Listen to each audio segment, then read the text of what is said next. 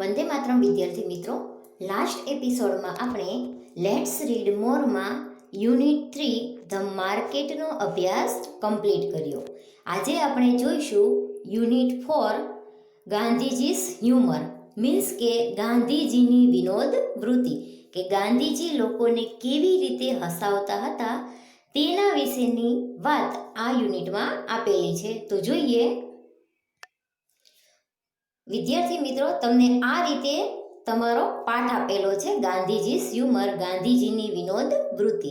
તો આ યુનિટની સમજૂતી મેળવતા પહેલા આપણે તેની અંદર આવતા કેટલાક સ્પેલિંગ વિશે માહિતી મેળવીશું. તો જોઈએ સ્પેલિંગ. ફર્સ્ટ છે સ્પેલિંગ, ઉચ્ચાર, અર્થ. તેમાં ફર્સ્ટ સ્પેલિંગ આપેલો છે બીઝી, BUSY, બીઝી એટલે વ્યસ્ત. નેક્સ્ટ છે થોટ, THOUGHT, થોટ એટલે વિચાર અથવા તો વિચાર્યું. થોટ એટલે વિચાર પણ થાય અને થોટ એટલે વિચાર્યું, થિંકનું ભૂતકાળનું રૂપ પણ થાય. નેક્સ્ટ છે વોલ, WHOLE, વોલ એટલે આખું અથવા તો સમગ્ર બધું જ. નેક્સ્ટ છે નેશન, NATION, નેશન એટલે રાષ્ટ્ર અથવા દેશ. ત્યારબાદ છે ઓલવેઝ, ALWAYS, ઓલવેઝ એટલે હંમેશા. નેક્સ્ટ છે ફાઉન્ડ, FOUND, ફાઉન્ડ એટલે શોધ્યું અથવા તો શોધતા હતા, બંને રીતે ચાલે. નેક્સ્ટ છે લાફ, LAUGH, લાફ એટલે હસવું.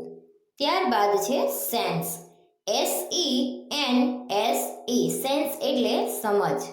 નેક્સ્ટ છે હ્યુમર, HUMOUR, હ્યુમર એટલે વિનોદ વૃત્તિ, હાસ્ય વૃત્તિ. આગળ જોઈએ. આગળ છે made fun of, MADEFUNOF, made fun of એટલે મજાક ઉડાવવી. નેક્સ્ટ છે એનીબડી, ANYBODY, એનીબડી એટલે કોઈ પણ. ત્યારબાદ છે લાફ્ટર, LAUGHTER, લાફ્ટર એટલે હાસ્ય. ત્યારબાદ છે સ્ટે, STAY, સ્ટે એટલે રહેવું.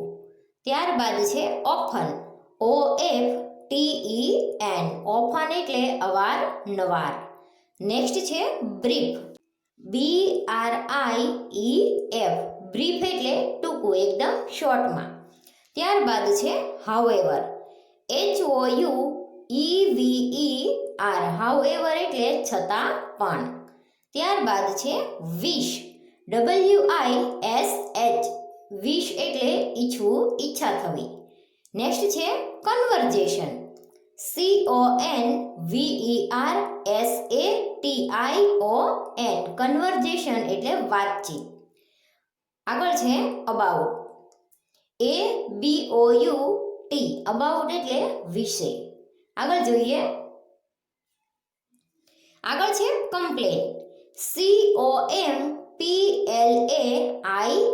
કમ્પ્લેન એટલે ફરિયાદ.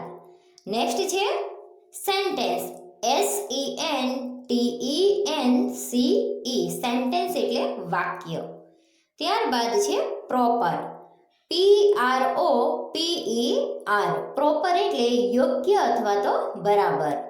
નેક્સ્ટ છે ફોર્ચ્યુનેટ, FORTUNATE, ફોર્ચ્યુનેટ એટલે નસીબદાર, ભાગ્યશાળી. ત્યારબાદ છે number of, NUMBEROF, number of એટલે અસંખ્ય અથવા તો ઘણા બધા. ત્યારબાદ છે હાર્ટલી, HEARTLY, હાર્ટલી એટલે હૃદયપૂર્વક અથવા તો ખરા હૃદયથી. નેક્સ્ટ છે on time, ONTIME, on time એટલે સમયસર. ત્યારબાદ છે પંક્ચ્યુઅલ, PUNCTUAL, પંક્ચ્યુઅલ એટલે સમયના પાક્કા, મીન્સ કે બધું જ કાર્ય સમયસર કરનાર. ત્યારબાદ છે અનધર, ANOTHER, અનધર એટલે બીજા. ત્યારબાદ છે લીડર, LEADER, લીડર એટલે નેતા. આગળ જોઈએ, આગળ આપેલું છે સ્પીક, SPEAK, સ્પીક એટલે બોલવું. નેક્સ્ટ છે લેટ, LATE, લેટ એટલે મોડું.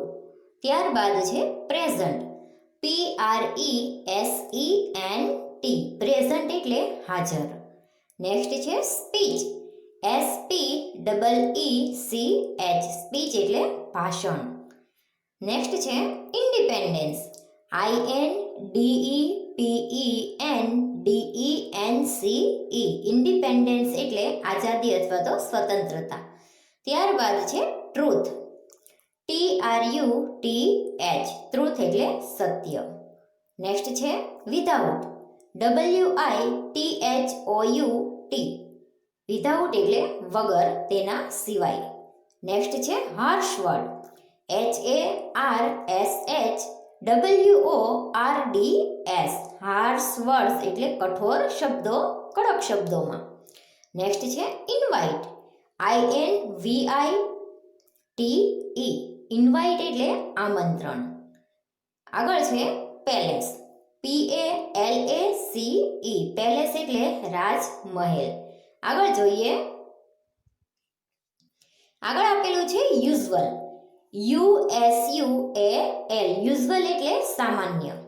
નેક્સ્ટ છે રિપોર્ટર, REPORTER, રિપોર્ટર એટલે ખબર પત્રી, મીન્સ કે ખબર આપનાર, સમાચાર આપનાર. નેક્સ્ટ છે ફીલ, FEEL, ફીલ એટલે અનુભવવું. ત્યારબાદ છે અનકમ્ફર્ટેબલ, UNCOMFORTABLE,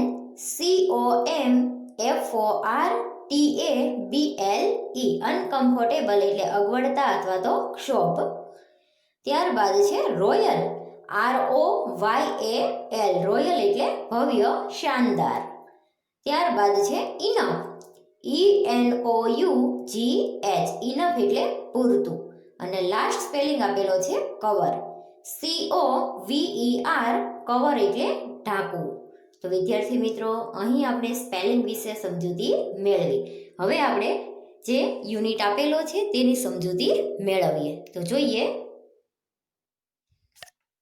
જુઓ વિદ્યાર્થી મિત્રો, આ પ્રકારે તમને યુનિટ આપેલો છે. યુનિટનું નામ છે ગાંધીજીસ હ્યુમર, ગાંધીજીની વિનોદ વૃત્તિ. જોઈએ શું આપેલું છે.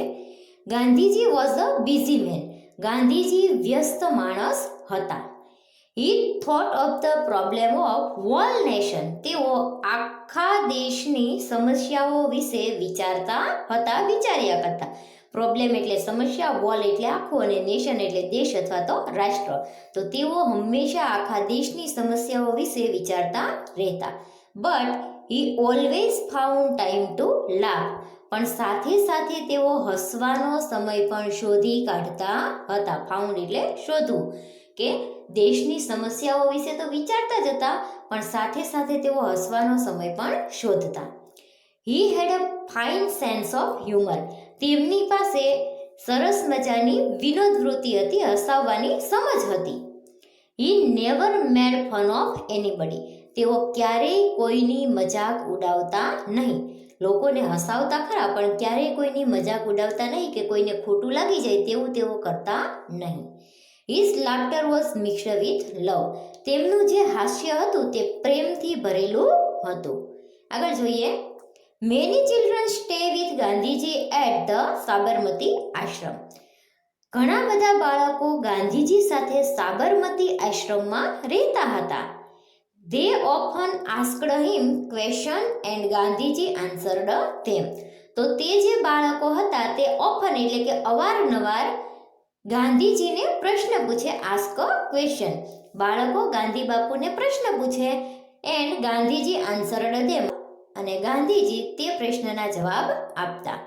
હિઝ રિપ્લાયઝ વેર ઓલવેઝ બ્રીફ, તેમના જે જવાબ હતા તે હંમેશા ટૂંકા રહેતા. બ્રીફ એટલે ટૂંકું, જેમ શોર્ટ એટલે ટૂંકું થાય તેમ બ્રીફ એટલે પણ ટૂંકું. આ શોર્ટનું સમાનાર્થી શબ્દ છે. તો ગાંધીજી હંમેશા ટૂંકા ટૂંકા જવાબ આપે. હાવેવર, છતાં પણ the children વિશ્ડ to have a long conversion with him. છતાં પણ બાળકોને ગાંધીજી સાથે લાંબી વાતચીત કરવી ખૂબ જ ગમતી હતી. બાળકો ગાંધી બાપુ સાથે લાંબી વાતચીત કરે, લાંબો સમય સુધી વાતો કર્યા કરે એવું બાળકોને ગમતું, બાળકો ઈચ્છતા. One day a child said to Gandhiji. એક વખત એક બાળકે ગાંધીજીને કહ્યું, Bapu you sometimes talk to us about the Gita. કહે છે, બાપુ તમે ક્યારેક અમને ગીતા વિશે વાત કરો છો. અહીં જે ગીતા આપેલી છે તેનો અર્થ થાય છે ભગવદ્ ગીતા. તો બાળકો કહે છે કે તમે અમને ક્યારેક ગીતા વિશે વાત કરો છો. Arjun ask Shri Krishna a short question and Shri Krishna give a very long answer to it.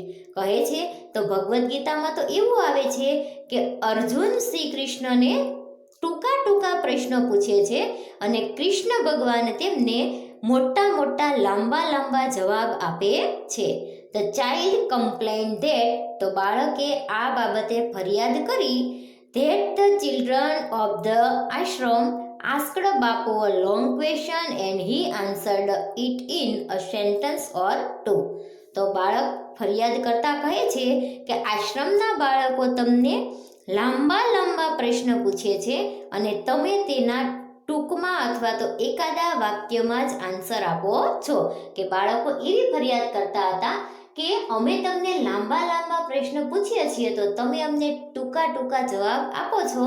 He said that it was not proper. બાળક કહે છે કે આ યોગ્ય નથી. પ્રોપર એટલે યોગ્ય, કે તમે અમને ટૂંકા જવાબ આપો તે યોગ્ય નથી, તમારે પણ અમને લાંબા આન્સર આપવા જોઈએ. આવું બાળકો કહેતા હતા. આગળ જોઈએ. Gandhiji was smiled and said. Gandhiji હસતા અને કહેતા, શ્રી કૃષ્ણ વોઝ ફોર્ચ્યુનેટ. શ્રી કૃષ્ણ તો નસીબદાર હતા. There was only one Arjun to ask him question. તેમને તો પ્રશ્ન પૂછવા માટે માત્ર એક જ અર્જુન હતો. But I have a number of Arjuns. પણ મારી પાસે તો અસંખ્ય અર્જુન છે, ઘણા બધા અર્જુન છે. The children had a heartily laugh. અને આ સાંભળીને બાળકો હૃદયપૂર્વક ખડખડાટ હસી પડતા. આગળ જોઈએ. Gandhiji believed in doing everything on time. Gandhiji દરેક કામ સમયસર કરવામાં માનતા હતા. ડુઈંગ એટલે કરવું, ઓન ટાઈમ એટલે સમયસર. બધું જ સમયસર કરવામાં માનતા હતા. He was a very punctual, એટલે કે તેઓ સમયના પાકા હતા. Once he and other leader were to speak at a meeting. એક વખત તે અને બીજા નેતાઓ એક સભામાં ભાષણ આપવા માટે બોલવા ગયા. ધ અધર લીડર કેમ નિયરલી 45 મિનિટ્સ લેટ. તો ત્યાં જે બીજા નેતાઓ હતા તે 45 મિનિટ મોડા આવ્યા. Everyone present at the meeting had to wait for હિમ.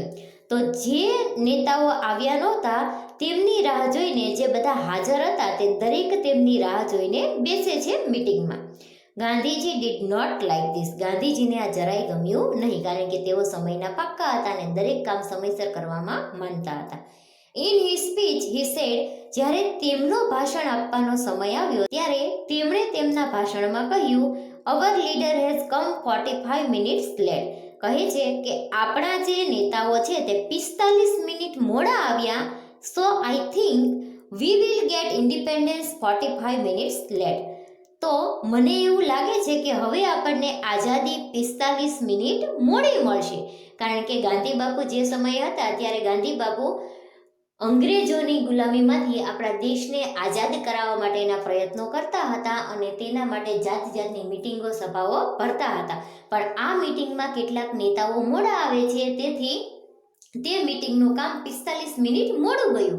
તેથી ગાંધી બાપુ એવું કહે છે કે હવે કદાચ આપણા દેશને આઝાદી 45 મિનિટ મોડી મળશે. આવી રીતે તેમણે કોઈને ખોટું ન લાગે તે રીતે સાચી વાત બીજા નેતાઓને જણાવી દીધી. Gandhiji thus told the truth without using any harsh word. આવી રીતે ગાંધીજી કોઈ પણ પ્રકારના કઠોર શબ્દોનો ઉપયોગ કર્યા વગર સાચી વાત જણાવી દેતા હતા. કોઈ ખોટું કામ કરે, કોઈ લેટ આવે તો તેઓ તેને કઠોર શબ્દો વડે ખખડાવે કે તેમને ખીજાય એવું નહોતું, પણ એવા શબ્દો વાપરીને તે સાચી વાત બીજા લોકોને જણાવી દેતા કે જેથી કરીને સામેવાળાને ખોટું પણ ન લાગે. આગળ જોઈએ. Once king George invited Gandhiji to his palace. એક વખત કિંગ જ્યોર્જે ગાંધીજીને પોતાના રાજમહેલમાં આવવાનું આમંત્રણ આપ્યું. Gandhiji went there in his usual dress. તો ગાંધીજી ત્યાં તેમના જે સામાન્ય કપડાં, દરરોજ જે કપડાં પહેરતા હતા તે કપડાં પહેરીને ત્યાં ગયા. It was only one short dhoti. તેમણે ત્યારે માત્ર એક નાની ટૂંકી ધોતી પહેરી હતી, કારણ કે તે સમયે ગાંધીજીએ ખાદી અપનાવી હતી, એટલા માટે એને વિદેશી કપડાઓનો બહિષ્કાર કર્યો હતો. No one ever met the king in such a dress. રાજાને કોઈ પણ વ્યક્તિ આવી રીતે આવા કપડામાં મળતું નહીં, આવો પહેરવેશ ધારણ કરીને રાજાને કોઈ મળતું નહીં. સો અ રિપોર્ટર વેન્ટ ટુ ગાંધીજી. તેથી ત્યાંનો જે રિપોર્ટર, જે દૂત હતો, તે ગાંધી બાપુ પાસે ગયો. હી સેડ, તેમણે કહ્યું, would you please answer a question. કહે છે, શું તમે મને એક પ્રશ્નનો જવાબ આપશો? Didn't you feel uncomfortable in the royal palace dress in such a way. કહે છે કે તમે આવા ભવ્ય મહેલમાં આવા કપડાં પહેરીને આવ્યા છો તો તમને અનકમ્ફર્ટેબલ નથી લાગતું, અગવડતા નથી લાગતી, મીન્સ કે શરમ નથી આવતી કે આવો ભવ્ય મહેલ છે જ્યાં નોકરો પણ સૂટ બૂટમાં સજ્જ થઈને હોય, ત્યાં તમે એક નાની એવી ધોતી પહેરીને આવ્યા છો તો તમને તે અગવડતા નથી જણાતી, તમને શરમ નથી આવતી? આવું પેલા દૂતે, એટલે કે જે ખબરપત્રી હતો, તેણે પૂછ્યું. ગાંધીજી લાફ્ડ. તો ગાંધીજી હસ્યા. He said that he was not at uncomfortable. તેમણે કહ્યું કે ના, મને જરાય અગવડતા લાગતી નથી.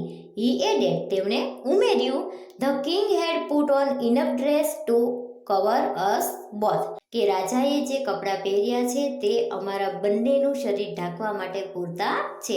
મીન્સ કે રાજાએ જરૂરિયાત કરતાં વધારે કપડાં પહેર્યા છે, જ્યારે ગાંધી બાપુએ જેટલા કપડાની જરૂરિયાત છે એટલા એમને પોતે પહેરેલા છે, એવું ગાંધી બાપુ કહેવા ઈચ્છતા હતા. તો વિદ્યાર્થી મિત્રો, અહીં આપણે લેટ્સ રીડ મોરમાં યુનિટ 4 જે હતો તેની માહિતી મેળવી. તો આ વિડીયોને આધારે તમારે આગળ જે સ્પેલિંગ સમજાવેલા છે તે સ્પેલિંગ તમારી અંગ્રેજીની નોટબુકમાં લખીને મુખપાઠ કરવાના છે, અને સાથે સાથે આ જે યુનિટ છે તેનું વાંચન પણ કરવાનું છે. નવી એક્ટિવિટી સાથે નવા એપિસોડમાં ફરી મળીશું. ત્યાં સુધી વંદે માતરમ.